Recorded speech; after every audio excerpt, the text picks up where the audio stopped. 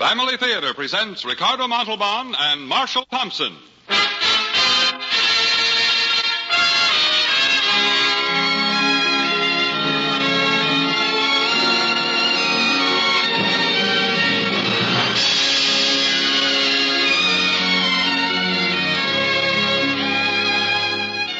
From Hollywood, the Mutual Network, in cooperation with Family Theater, presents Ricardo Montalban and Lillian Bayef in Joaquin, Murrieta.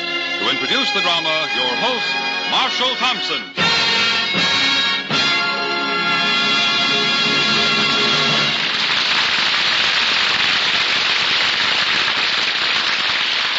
Thank you, Gene Baker. Family's Theater's only purpose is to bring to everyone's attention a practice that must become an important part of our lives if we are to win peace for ourselves, peace for our families, and peace for the world. Family Theater urges you to pray. Pray together as a family.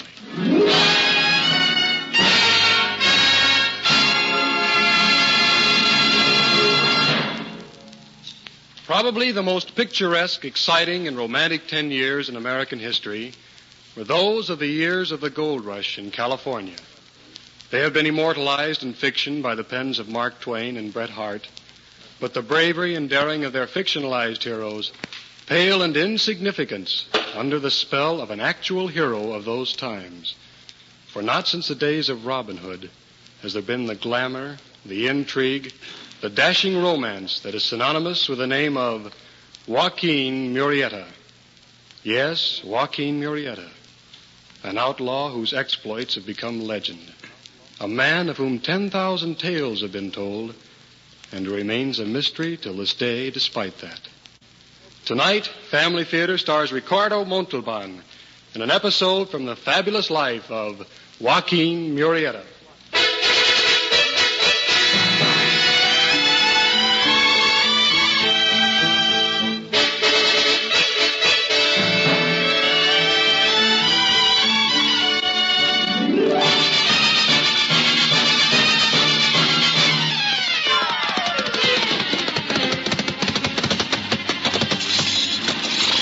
Buenas tardes, amigos.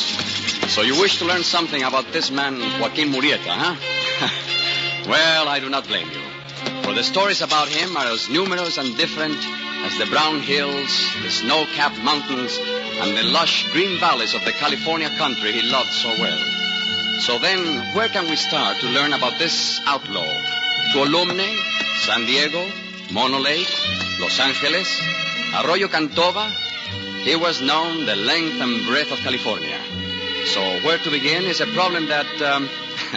But no, come along with me. Come, we shall ride together back to the year 1851, to the mining towns of Angels Camp and Sonora, back to the gold country of the high Sierras.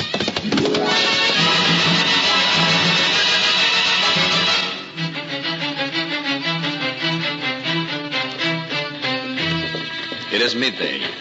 The sun blisters down upon the rickety, unpainted stagecoach, rattling through the mountainous open country between Angels Camp and Sonora.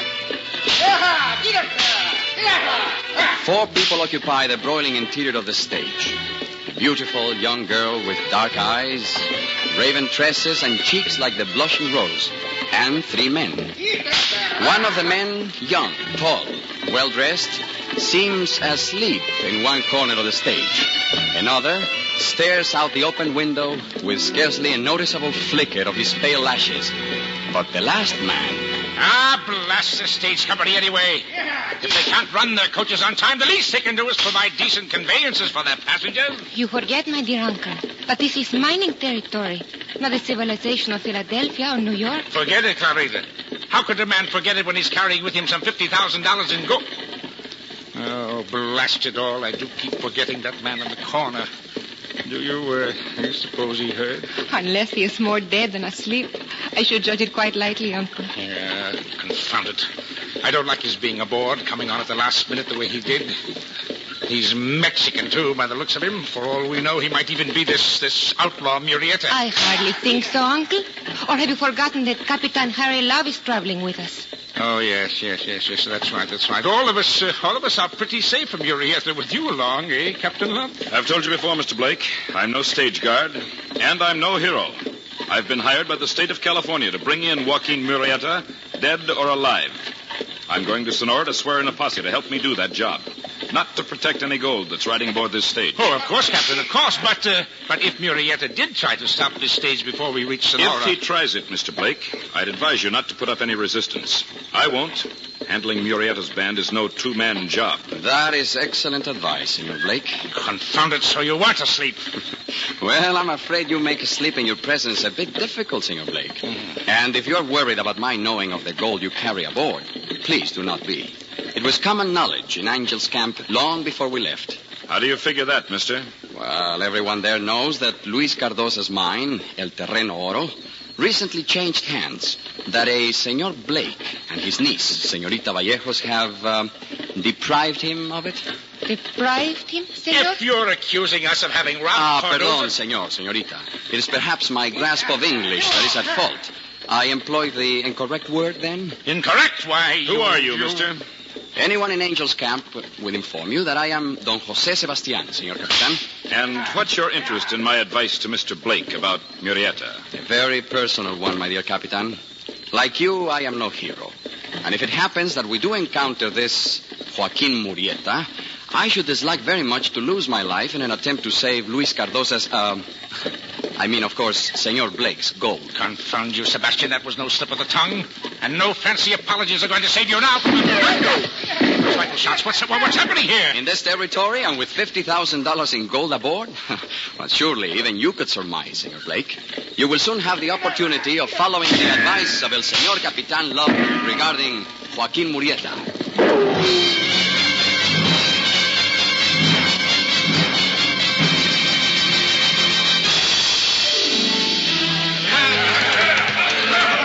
The stagecoach halted as the road was suddenly filled with armed and mounted men. A short, smiling, bearded man was obviously in command. Out of the stagecoach, senores! Senorita! Pronto! It is good to see face to face those whose throats one might cut, eh? Sí, es bueno, sí. Are these truly Joaquin Murrieta's men, Capitan Love? They are, ma'am. Then I am disappointed in your California bandits, Capitan. I had thought this Murrieta a dashing, romantic figure, and he appears as a bearded clown. That is not Murrieta, ma'am. That is his lieutenant, Jack Three Fingers. Tres Dedos. We've got the strong box, Jack. Bueno, amigo, bueno. Yeah. Mil gracias, señorita. Oh, you have been so generous. I do not have the heart to take your lives. That is good of me, no? See, it is good. And I would advise you to remain here a half hour. Maybe I change my mind if you do not, eh? Vámonos, amigos. We are through.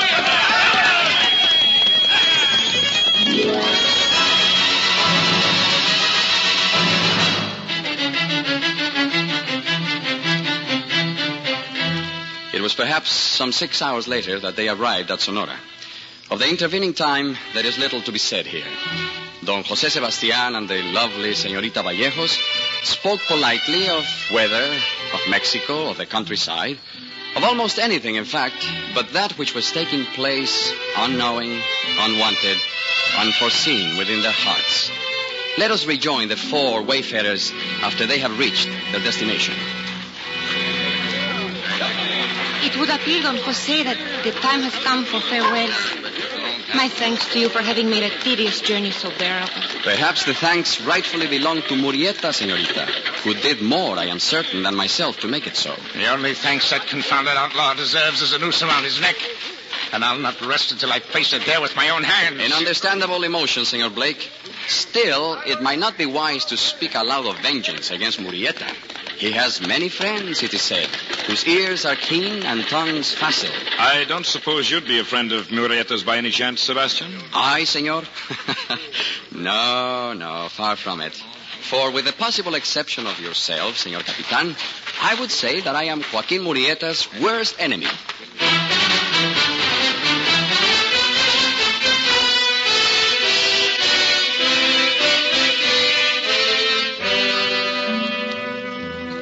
Some 15 minutes later, this enemy of Murrieta's entered a modest home near the outskirts of Sonora. There was nothing remarkable about the place or its occupants, except perhaps that one of those occupants had but 3 fingers on one hand. I tell you, Joaquin, it is to laugh. 50,000 pesos, American, in gold. I tell you, Joaquin, it was as simple as picking walnuts from the tree. It was well done, Tres Dedos, very well done. Oh, gracias, Joaquin, gracias. I like my pay in something more substantial than words, Murrieta. Oh? May I ask what you have in mind, Senor Arkansas? The gold, Murrieta, the gold. Let's divvy it and get out of this town. You seem to be laboring under a misapprehension, Senor Arkansas. The gold is to be returned to its rightful owner, Luis Cardosa. Luis Cardosa? See, this Senor Blake robbed him of it by forged documents. And I do not like men such as this Senor Blake. I don't care who you like. We took that gold. It's ours now. And it's going to stay that way. No fancy-dressed, simple-minded mix is going to tell Arkansas what's going to happen. For that, maybe you get your throat cut just a little, Senor Arkansas? Put away that knife. But, Joaquin, this one deserves a little lesson, Put the knife away. See, Joaquin, I put it away. The next time you try a trick like that, 3 fingers... There will be no next time, Senor Arkansas. For you will not supply him with a provocation. Once again, I tell you what I said when you first asked permission to join my band.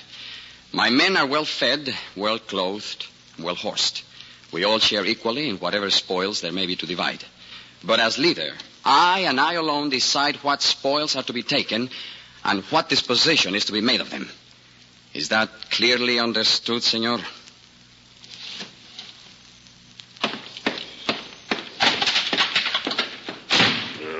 I tell you, Joaquin, I do not like that. He is bad, that one. We shall hear from the Senor Arkansas again. Perhaps, amigo, perhaps. But until then, we have other things to do. See, the gold. You really intend then to return it to this Luis Cardosa? No, not I, amigo. But you, and at once. Me, Joaquin? But what of you? I have said I do not like men such as Senor Blake.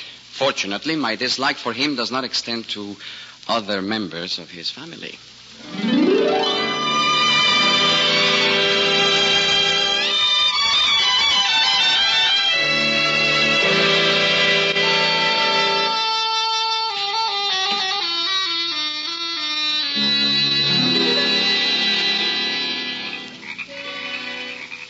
Here are my uncle's gardens, Don Jose. They are lovely, are they not? Si, senorita, quite lovely. And a garden reflects the nature of the one who cares for it. This one, soft, gentle, scented of the rose, could only have been tended by one such as you. Don Jose, why did you say you were Joaquin Murrieta's worst enemy?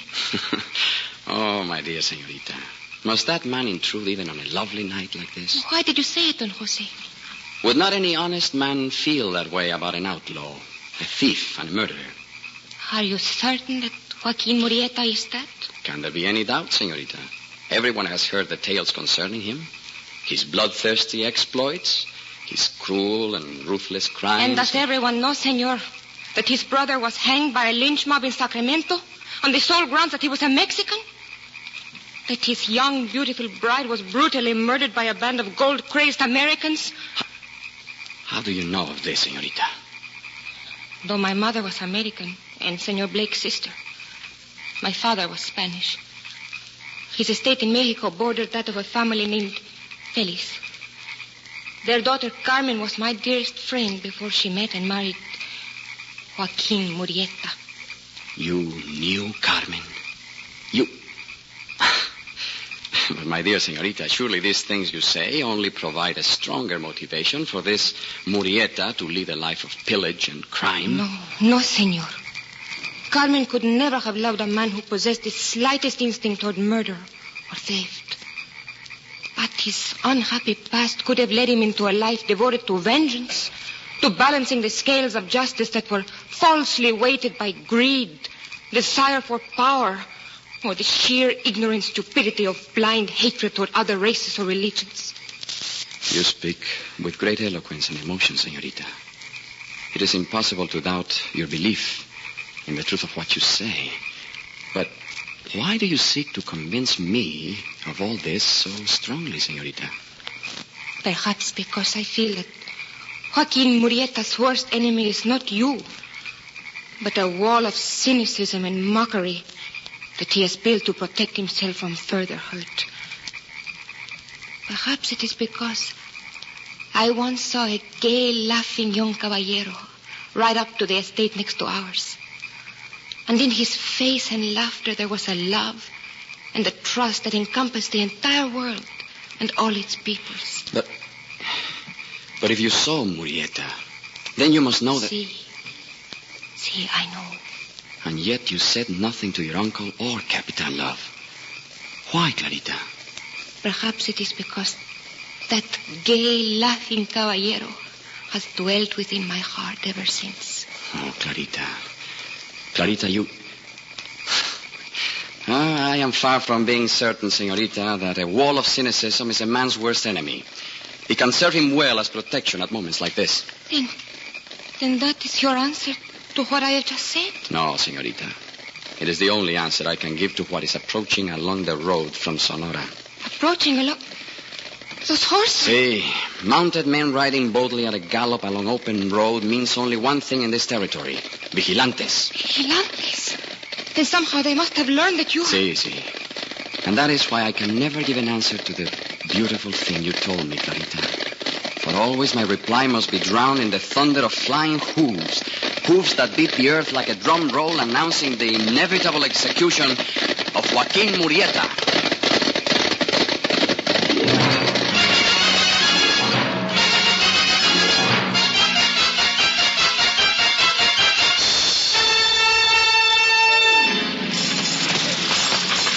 Then you mean to say that Sebastian actually is Murrieta? That's right, Mr. Blake. One of his men turned renegade, the one called Arkansas. He told us about it. Oh. Said Murrieta was heading this way. Where is he? In the gardens with my niece. Go after him, Captain. I'll give $1,000 in gold to the man who gets him. Let's go, men. After him.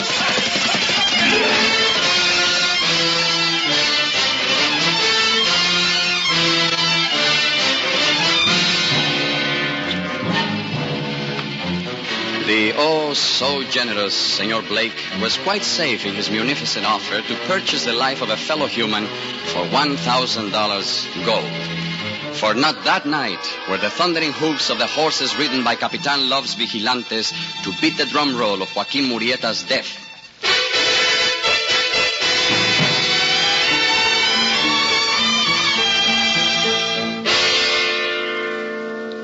But there was no joy in Joaquin's heart over his escape. There was no refuge in the well-hidden wooded arroyo in which he and his men had established their headquarters.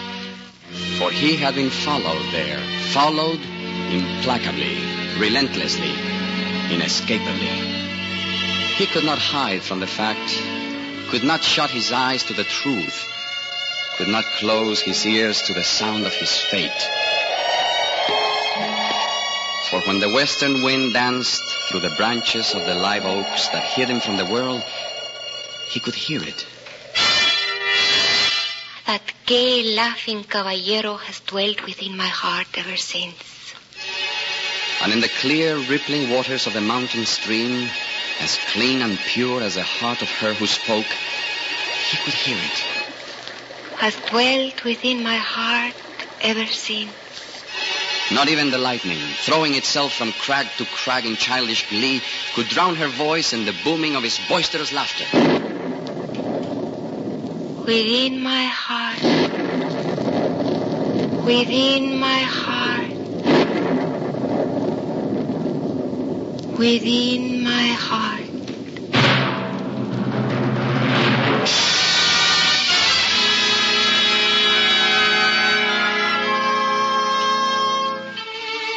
Why must it be that he, Joaquin Murrieta, of all men, should be deprived of all he wanted most in this life? Why should he be deprived of home and wife and children? Why should he not know the blessings of freedom, of honest toil, and the deep happiness and peace and contentment that comes from loving and being loved?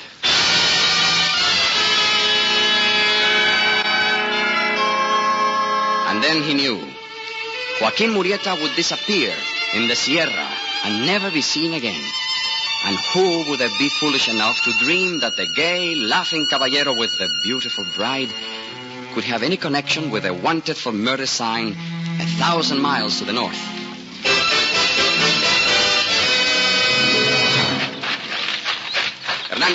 Hernandez. See? What is it, Joaquin? Saddle my horse. See to it I have a blanket roll and provisions enough for a week. Blanket roll? Provisions? You are going on a long journey, Joaquin? Very long, amigo. Very, very long indeed. I am... Someone comes in a hurry, Joaquin. See, it is Benton. But he should be with Tres Dedos. Joaquin, there's the devil to pay up in Angel's camp. Louis Cardoza's been murdered. Cardoza? Murder? Yeah. The gold we brought back to him's gone. But that's not the worst of it. Captain Love's vigilantes have arrested Three Fingers. There's a necktie party planned for tonight. They plan to hang Tres Dedos? He's innocent? As innocent as you are. Hernandez, the Black Stallion. Pronto. See, Joaquin? And forget the blanket roll and provisions. It would seem that the journey I'm going to make shall not be as long as I thought.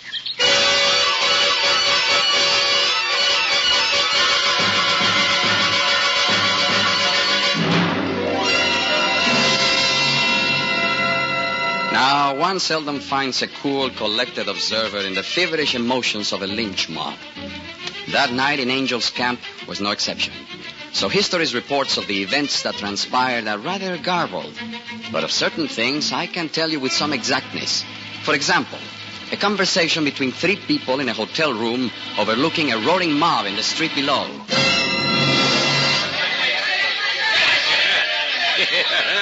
Listen to them down there. Listen.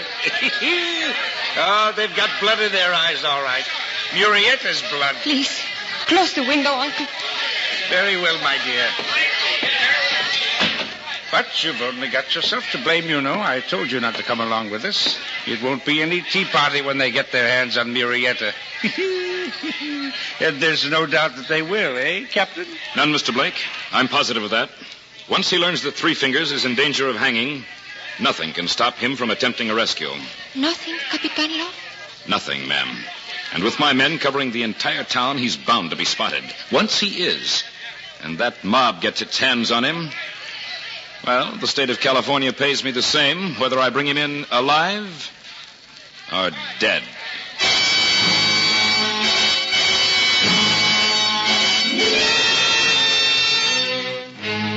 I can tell you also of a conversation held at the town jail. A conversation passing through a barred window between a prisoner within and a black shadow crouching in the still blacker shadow of the prison wall. You were insane to come here, Joaquin. That mob could stretch a dozen ropes tonight as well as one. They... Querido Tres Dedos, only answer my questions, quickly. Do you know who killed Luis Cardoza? Si, it was Arkansas. Arkansas? You are certain? With my own eyes, I saw him. Arkansas. He is almost certain to still be in town. Courage, Tres Dedos.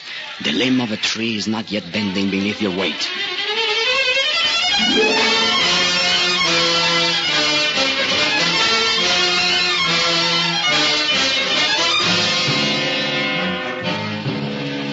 But it was not 30 minutes afterwards that the surging mob stormed the jail, dragged Tres Dedos from within, and prepared to send him to his death. And then, just as the rope was thrown over a stout limb and the ceremony of savagery was about to begin... Murrieta! There he is on that horse! Murrieta, get him! Get him!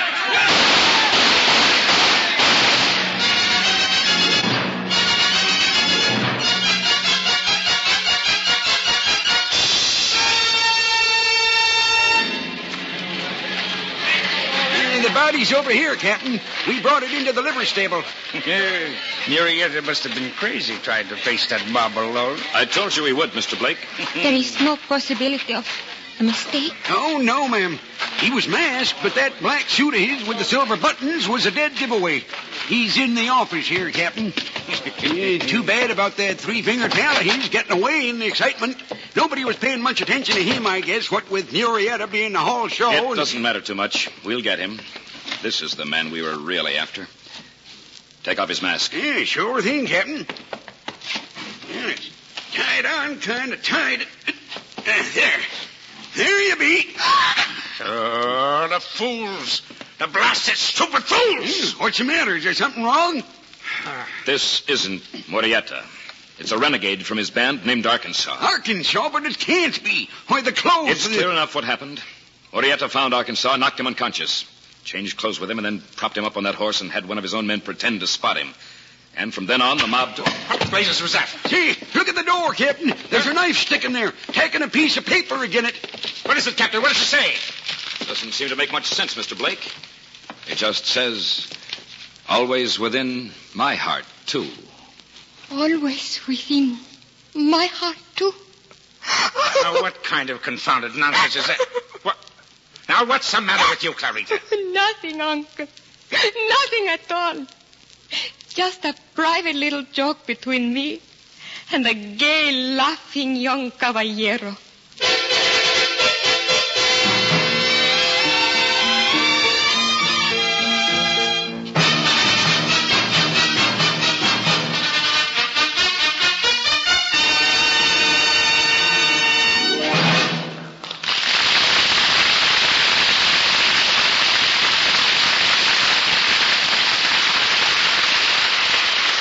This is Marshal Thompson again. You know, hearing the story tonight how Joaquin Murrieta was entirely lost when deprived of a family reminded me of an old saying that we have all heard. No man is an island unto himself. Much as we strive for independence, it only takes a little sorrow, a little pain, a little poverty, a little fear to make us realize how much we need the help of others. And if we depend on our neighbor for support, how much more should we look to our Maker, on whom all of us depend? We need God's help every minute of the day. And if we're wise, we'll acknowledge that need by praying to Him daily with our families for the help our families need. We'll make family prayer a normal, natural part of our daily lives because we know and believe that the family that prays together stays together. More things are wrought by prayer than this world dreams of.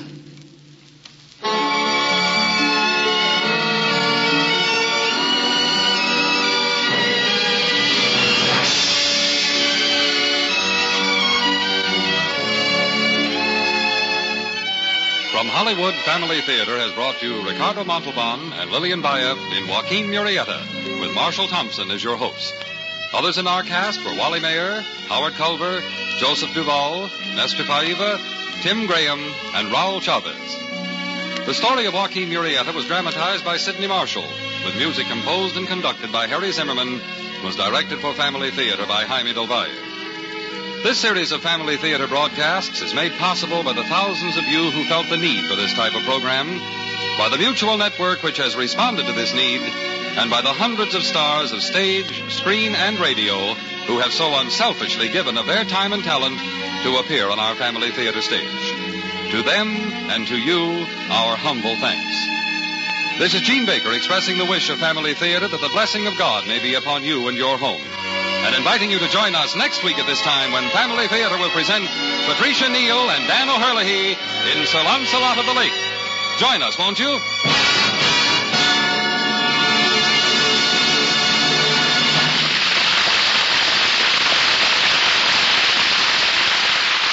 Family Theater is heard throughout the world and originates in the Hollywood studios of the world's largest network, the Mutual Broadcasting System.